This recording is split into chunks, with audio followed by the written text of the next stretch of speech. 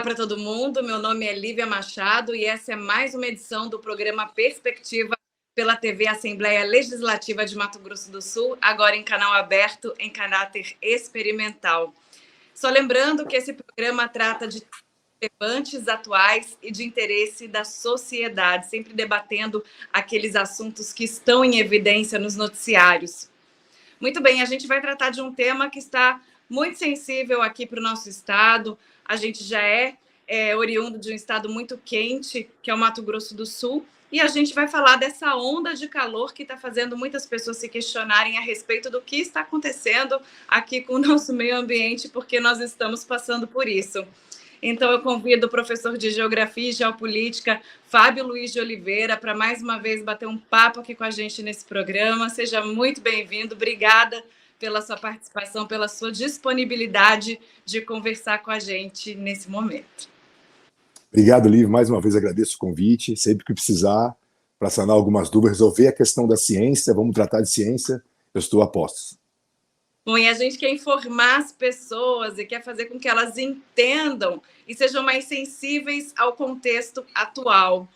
E nesse momento, né, em plena primavera, nós estamos vivendo uma das ondas de calor, eu acredito que, pelo menos que eu me lembre, uma das piores que nós já passamos, né, os termômetros realmente registrando temperaturas muito altas, e a gente quer saber um pouco do porquê que isso está acontecendo agora, em 2023. Bom, com acesso à internet, com acesso ao mundo virtual que a gente tem hoje, né, a gente tem uma série de especialistas aí. Então, todo mundo sabe tudo ao mesmo tempo agora. E, na verdade, quando você fala de ciência, ciência não tem consenso, né? Ciência tem estudo, ciência tem uma especificação daqueles fenômenos para que você possa explicar os fenômenos da ordem física, da ordem social. E, no caso dos fenômenos climáticos, é uma dinâmica muito complexa para a gente poder simplesmente apontar uma causa, apontar uma situação.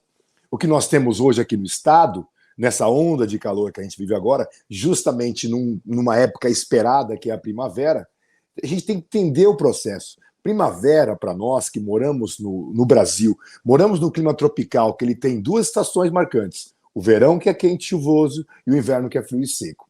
O outono e a primavera são duas estações de transição para nós.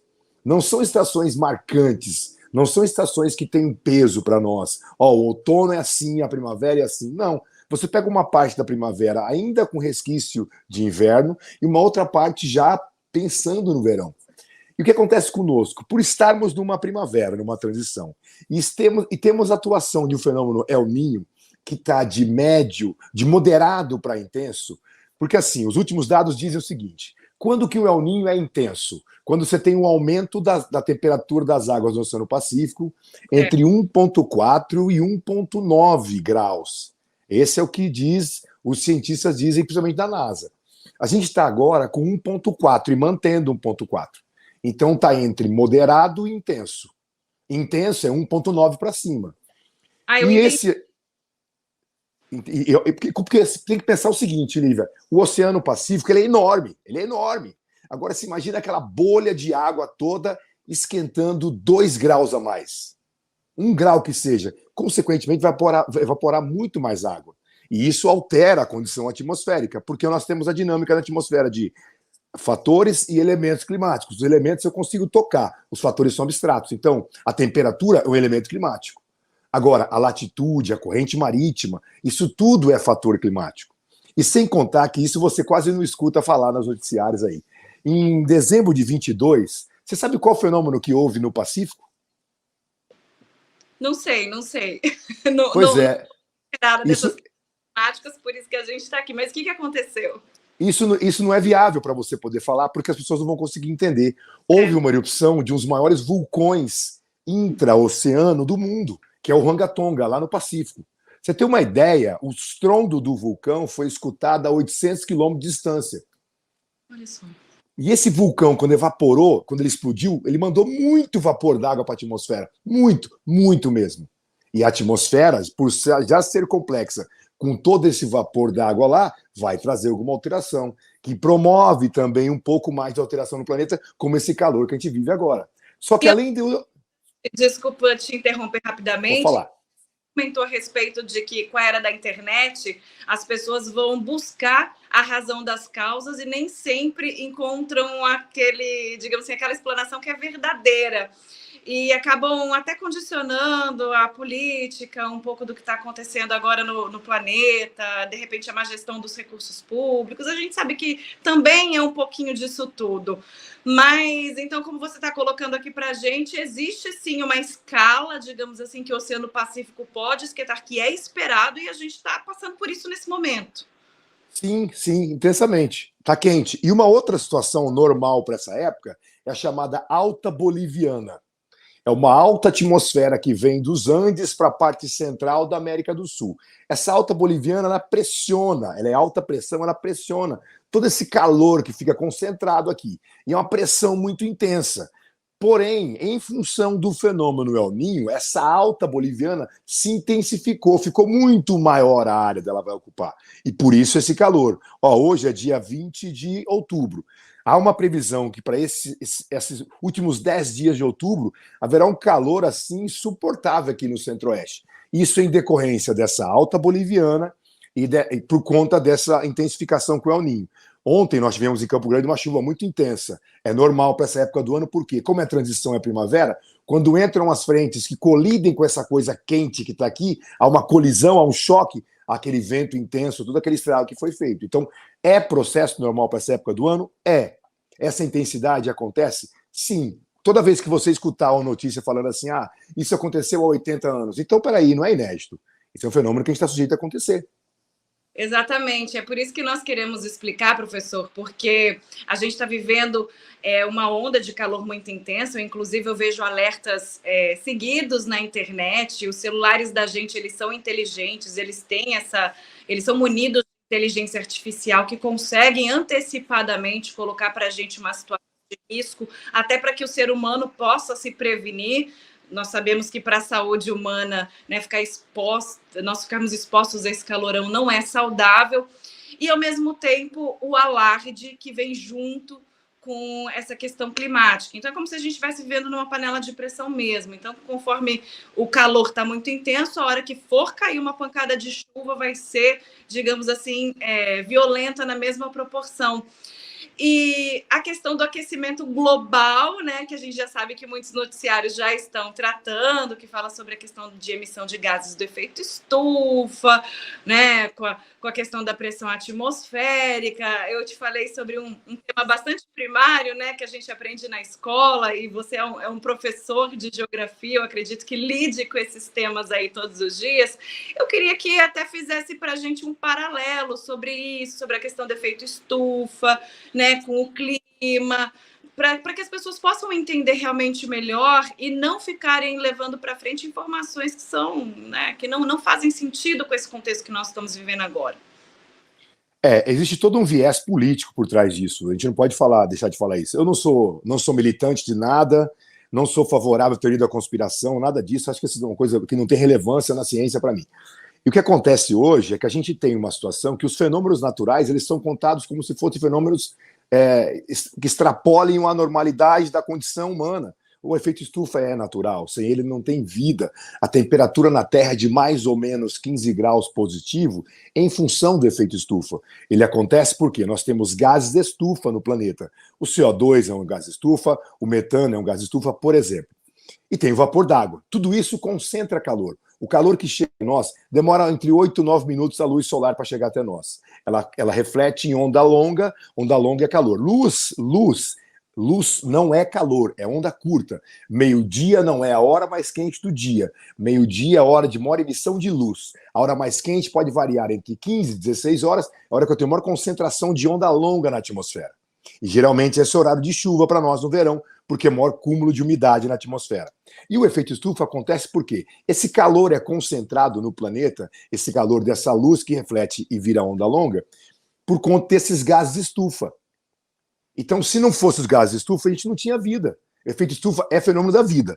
que acontece hoje com essa parte da ciência, com essa militância climática? Que há um aumento na queima de combustíveis fósseis e esse aumento promove uma retenção maior desse calor. E aí, por isso, essa condição toda no planeta. A ONU, inclusive, já fala o IPCC de ebulição climática, que já estamos no processo de ebulição. É claro que isso tudo tem um viés político, tá, Lívia? Eu sempre falo isso para meus alunos também. Por quê? Porque você tem um interesse em barrar algumas economias emergentes. Quando você lida com esse aspecto climático. Porque países que nem Brasil, que nem Rússia, que nem China, crescem demais. País que nem o Brasil produz muita carne. País que nem o Brasil produz muita soja. Então você tem que conter esse crescimento de alguma maneira. É claro que a questão climática ela é um problema? É. Porém, eu costumo dizer o seguinte, existe o aquecimento, sim, mas o aquecimento ele é local. A gente criou mais ilhas de calor, a gente criou cidade, a gente pavimentou, a gente asfaltou, concretou. Tudo isso concentra calor. Mais pessoas, mais automóveis. Então, evidentemente que a cidade está mais quente, com certeza. Mas eu não posso deixar de levar em consideração os vulcões, que são fenômenos naturais, os fenômenos climáticos, como El Niño e Laninha, essas anomalias climáticas. Existem tantos fenômenos no Oceano Pacífico, no Oceano Atlântico. Você tem uma ideia, Lívia? Tem 2.500 boias espalhadas no Oceano Pacífico. Essa boia ela tem mais ou menos uns 3 quilômetros de extensão. É um cabo que está ali aferindo constantemente a temperatura do oceano e emite via satélite constantemente temperatura. A gente não tem nada no Oceano Atlântico. E no Oceano Atlântico tem que explicar muitos fenômenos que tem lá. E um oceano grande também. Tem muito mais no Pacífico. Por que tem no Pacífico? Porque interessa os Estados Unidos, que são muito afetados pela economia. A economia é afetada por conta do El Niño. Então, hoje, para nós, a questão climática, ela se tornou uma moeda. Se tornou um processo de troca, de condição de valor. Estabelecer que a gente tem uma pecuária verde hoje. Até ia tocar nesse assunto contigo, professor Fabão, porque Mato Grosso do Sul acabou se comprometendo com órgãos internacionais e justamente por esse potencial econômico que nós temos com a pecuária, de se tornar um estado carbono neutro, para realmente reduzir a emissão de gás metano, digamos assim, oriundo da atividade econômica, para reduzir a emissão de gases de efeito estufa para a atmosfera, que provoca o aquecimento global. E é essa conversa que nós estamos tendo agora. Então, é um compromisso que, às vezes, conforme a gente está aqui vendo na conversa, que ele é muito mais político, né? Essa moeda de troca, como você mesmo disse, do que, digamos assim, com fatores que realmente confirmem que isso está causando esse aquecimento global. Meu raciocínio está mais ou menos certo? Com certeza, é isso. Para você ter uma ideia, comprovando isso, a gente teve em 97 o protocolo de Kyoto, que veio de 92, com a Eco 92 no Rio de Janeiro. A Eco 92 estabeleceu a Agenda 21. A Agenda 21 seria programação para o século 21. Em 97 vai ser a primeira conferência por parte, que é as chamadas COPs, que vai ser a conferência por parte de Kyoto. Estabeleceu-se lá uma redução da emissão dos gases estufa em 5,2% a emissão de gás. Ok, depois disso uma série de COPs aconteceram. Só que a gente vai ter, em 2012, a Rio+20. E essa Rio+20 foi um fiasco. Quase não vieram chefes de Estado de peso, praticamente ninguém. Por quê? O mundo saía de uma crise em 2008, da bolha imobiliária estadunidense. O mundo vinha de uma crise que estabeleceu-se economicamente na Europa e Estados Unidos. E o mundo também vinha de uma crise migratória com a Primavera Árabe na Europa, de muitos povos do norte da África e do Oriente Médio em direção aos países europeus, em busca de abrigo por conta da violência que existia nos países africanos e nos países do Oriente Médio. E aí o mundo estava preocupado na questão climática? Ninguém discutiu nada. Era para sair naquela conferência a especificação de o que é economia verde. E ninguém discutiu isso. Ou seja, tem todo o viés político, um viés econômico em cima disso, né? Veja, eu sou um ambientalista, mas eu não sou militante de uma causa que eu sei que a ciência tem um pouco de comércio em relação a isso, entendeu? E no longo prazo, por exemplo, o ser humano, de alguma forma, pode contribuir, apesar da gente estar aqui discutindo justamente que é um evento que já aconteceu, né, há 80 anos atrás, novamente, que seria esse hiperaquecimento do Oceano Pacífico. O ser humano, ele pode, assim, ajudar de alguma forma? Ainda bem que nós temos a ciência. A ciência evoluiu demais. Então a gente consegue melhorar muito a nossa qualidade de vida em função da ciência. Olha, uma das coisas mais preocupantes que eu tenho para um futuro, vou falar para você aqui. Você vai se lembrar disso daqui uns anos, com os seus 2 filhos lá na adolescência, você vai lembrar disso que eu estou falando para você. Imagina daqui a 20 anos essa quantidade de baterias de carros elétricos. Imagina essa quantidade de placa fotovoltaica. Aonde nós vamos colocar tudo isso? Carro elétrico é movido a lítio. Isso é lixo tóxico. Mas todo mundo acha que o carro elétrico ele é o que hoje? Ele é sustentável. É todo um comércio em cima disso. Falar que um carro que gera uma bateria que é extremamente tóxica ao meio ambiente, ele é sustentável? E para eu ter carro elétrico tem que ter o quê? Energia de sobra. A gente não tem isso. Então olha como essa questão ambientalista ela é muito delicada. Ah, vamos reduzir a emissão de gases com carros elétricos. Espera aí, mas eu tenho que gerar mais energia. E vou gerar energia de onde? Não, é interessante a gente também debater esses temas para o futuro, porque eu mesma penso bastante na questão do desperdício e da forma enérgica que as indústrias elas funcionam ainda, né? É uma hiperestimulação do consumo, as indústrias todas funcionando em pleno vapor, né? E eu acredito que isso deva ter um impacto também grande na questão atmosférica. Produção de lixo, nós temos muito lixo. O lixo eletrônico de todos os equipamentos que nós estamos comprando, e você colocando essa questão dos carros elétricos. Então, a gente está tentando tapar literalmente o sol com a peneira, porque nós comércio. estamos tomando iniciativas que sejam realmente eficientes no longo prazo. São paliativos, existe um potencial aí de estímulo de consumo por trás. Com certeza. E veja a questão do carro elétrico, nessa questão, partindo para esse lado. Ele tem 85% menos peças. Então ele gera um desemprego danado, o carro elétrico. Olha o quanto que as pessoas não pensam nesse contexto todo, na questão final do produto, né? E aí, tanto que hoje você tem os carros híbridos. Teve uma conferência esse ano da Toyota, que o CEO da Toyota já disse que a Toyota não vai fabricar carro elétrico. Porque é a 4ª tentativa no mundo, na história de automóveis, a 4ª do carro elétrico. Essa é a mais forte, a mais bem-sucedida até então. Porque associa uma questão climática com o carro elétrico. Só que hoje nós temos carros com catalisadores que emitem menos gases do efeito estufa. Então, a ciência, Lívia, ela evoluiu muito. A gente consegue produzir muita coisa hoje com qualidade, melhorar a nossa condição humana. O que acontece é que nós temos que ter tem que ter uma coparticipação público-privada, do poder do Estado, na questão do lixo, por exemplo. O lixo é um detalhe muito complicado hoje para nós, é que a gente ainda, por uma questão de falta de estrutura, a gente não viu o quanto que o lixo é lucrativo, o quanto dá para ganhar dinheiro com lixo. Infelizmente, a gente não tem política pública para isso, para direcionar esse lixo para que a gente possa ganhar dinheiro com lixo. A gente tem em Campo Grande, por exemplo, coleta seletiva, eu tenho aqui no meu bairro. Mas e para onde vai esse lixo? Como é que isso como é que esse processo todo essa cadeia toda é criada? Para que a gente possa melhorar o planeta na condição ambiental. A gente hoje vive muito melhor do que há 20 anos atrás.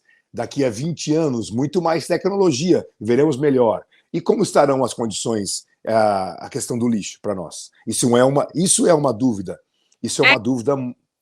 Eu lembro que recentemente eu cheguei a enviar uma notícia para você via Instagram do acúmulo de roupas não usadas, descartadas no deserto no do Chile. Atacama, e nós temos também as ilhas de plástico nos mares, nos oceanos orientais. Tudo isso também deveria ser uma preocupação humana. Nós estamos na Assembleia Legislativa, os deputados trazem muito essas pautas que estão em evidência na mídia para cá, por isso que a gente faz o Perspectiva. Essa onda de calor que nós estamos vivendo, inclusive saiu uma notícia também essa semana dizendo que vai ser o fim de semana mais quente das Américas, vai englobar a América do Sul. Então, eu acredito que um tema não se descolhe do outro, né? Porque tudo é meio ambiente, tudo interfere de alguma forma, eu acredito, que no bem-estar do nosso ecossistema. Ecossistema, eu digo, ser humano, natureza, os animais, né? Tudo funcionando em sinergia. E, infelizmente, a gente não está vivenciando isso e não está sabendo entender os sinais que o meio ambiente está dando para nós. Sabe uma preocupação agravante? Vamos lá, a gente vai ter esse final de semana muito quente, certo? Aonde estaremos? Estaremos em casa. Você imagina o que a gente vai ter de pico de consumo de energia? E nós estamos prontos para isso? Estamos preparados para isso? A gente tem energia suficiente para atender todo mundo ao mesmo tempo agora com o ar-condicionado ligado? Então, tudo isso explica o quanto que a gente precisa de estrutura para o processo todo. A ciência está aí para nos ajudar. Ela consegue... você só toma chuva hoje, como a de ontem, se você não olhar no seu telefone, no celular. Porque lá está explicando, tempestade. A Defesa Civil, você falou isso hoje já para nós. A Defesa Civil manda, vai ter tempestade hoje. Só não acredita quem não quer. Então, e aí? E amanhã e domingo, quando nós teremos esse calor intenso? E a nossa condição de infraestrutura? Então, isso tudo tem que ser levado em consideração. Por isso que a questão da indústria hoje, a questão da ciência, elas precisam caminhar em parceria, para que a gente possa diminuir essas situações que são situações alarmantes. Certo. E para a gente finalizar, professor, o final de semana é muito quente, mas a gente já está vindo de um calor bastante extremo. Nesse ano de 2023, se eu tiver que fazer uma recordação aqui muito ligeira, nós tivemos uma semana de inverno, né? Sim. E eu acredito que, assim como nós estamos comentando agora desse calor, você disse que o final de outubro vai ser muito quente, novembro chega também com uma previsão de chuvas muito intensas, já que fazem parte dessa expectativa do El Niño. Eu queria só trazer um pouquinho mais para o Mato Grosso do Sul e entender um pouco essa nossa realidade geográfica, climática. Por que para nós aqui é diferente, Mato Grosso do Sul? Porque aqui é mais quente? Qual que é a diferença do Cerrado para as demais localidades do Brasil que têm outras vegetações, para que as pessoas que estão nos assistindo entendam e deixem de se questionar um pouquinho em relação a isso também, né? Todo mundo, nossa, Mato Grosso... Cuiabá é tão quente, Campo Grande, Mato Grosso do Sul é muito calor. Você vê lá em Santa Catarina, lá no Nordeste não é nada disso, por quê? A gente tem que levar em consideração, como eu falei para você hoje aqui, o fator climático. Nós temos a continentalidade, estamos no interior do continente. A primeira situação é essa. No interior dos continentes, a gente vai ter massas continentais. Para chegar a massa úmida aqui, vem lá da Amazônia, vem lá da região norte. A umidade que vem para nós, a umidade que vem com chuva, vem da Amazônia. Como agora vai se aproximar ao verão, a massa da Amazônia de umidade vai trazer chuva para nós. A gente vai ter um novembro muito chuvoso mesmo. E uma outra coisa que nós temos que levar em consideração, um outro fator climático para o nosso centro-oeste, é essa localização da continentalidade com a latitude, essas massas de ar que se encontram. Nós somos campeões em raio. Por que nós somos campeões em raios? Nós temos fatores positivos para raios. A gente tem essa continentalidade, o interior do continente, a latitude e o encontro dessas massas. Olha, o que teve de descarga elétrica ontem não está escrito. Muitas. Por quê? Porque isso é favorecido pela condição, pela posição geográfica, onde a gente vai ter o encontro dessas massas, colidem, e a gente vai ter esse choque, essa chuva frontal que nós chamamos. Então a gente vai ter muito raio por esses dias aí, chuvosos, normal para essa época do ano também, e a gente tem esse fator da continentalidade que torna essa condição nossa de ser quente, de estar quente. A temperatura alta é um elemento climático promovido por essa continentalidade. E como a gente não está próximo ao oceano ou longe do Equador, como estão a região Rio Santa Catarina, Rio Grande do Sul, Paraná, que tem temperatura mais baixas, a gente não vai ter dias com temperaturas mais baixas do que o esperado. Por isso, e esse ano, sem contar que esse ano, o nosso inverno foi justamente um inverno um pouco menos frio do que esperado, por conta do final do Laninha e do começo do El Niño. Aconteceu um fato raro esse ano para nós, um depois do outro, porque geralmente há uma transição. O El Niño dura geralmente 9 meses. O último Laninha demorou quase 1 ano e meio. Então a gente tem essas anomalias climáticas. E o detalhe, né? Você não me perguntou, mas a ciência não explica a causa do El Niño e do Laninha. Não existe. Existem inúmeras hipóteses, mas não tem uma causa assim. Causa. Sabe qual que é o país mais afetado com o El Niño e com o Laninha? É a Austrália. Olha só. Porque como está evaporando mais água no Oceano Pacífico, há uma chamada célula de Walker, um deslocamento que se tem de ventos de leste que vão lá para a região da Oceania. Agora está seco na Austrália, Iva. Seco, seco, seco. Por conta do El Niño.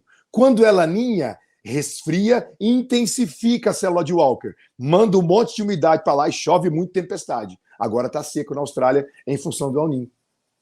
Até porque assim, a gente observa os meteorologistas, os estudiosos cientistas comentando nas notícias dos jornais aí pelo Brasil, e de fato eu acredito que os cidadãos não entendam muito bem o que esses fenômenos representam e por que cada hora eles se alternam, né? É muito complexo, muito complexo. É bem complexo. Tanto é que no ano passado nós tivemos um frio mais intenso e esse ano não. Por isso que não existe uma regularidade de estações do ano. É uma primavera com cara de verão intenso, né? De alto verão que nós vivemos aqui. Exatamente, Lívia, exatamente. Professor Pavão, quero te agradecer muito a sua participação. Fábio Luiz de Oliveira, professor de Geografia e Geopolítica, participando aqui com a gente no Perspectiva, nessa edição aí que vamos começando a estreia da TV aberta, da TV Alemes, em caráter experimental ainda, mas já disponibilizando o nosso canal para toda a população do Mato Grosso do Sul. Muito obrigada pela sua participação mais uma vez, seja sempre bem-vindo. Obrigado, Lívia, pelo convite. Precisar da gente, estamos aí. Falar de ciência sempre é comigo. Obrigado, fique bem. E esse foi o programa Perspectiva. Voltamos numa próxima edição com um novo tema. Até mais. Tchau, tchau.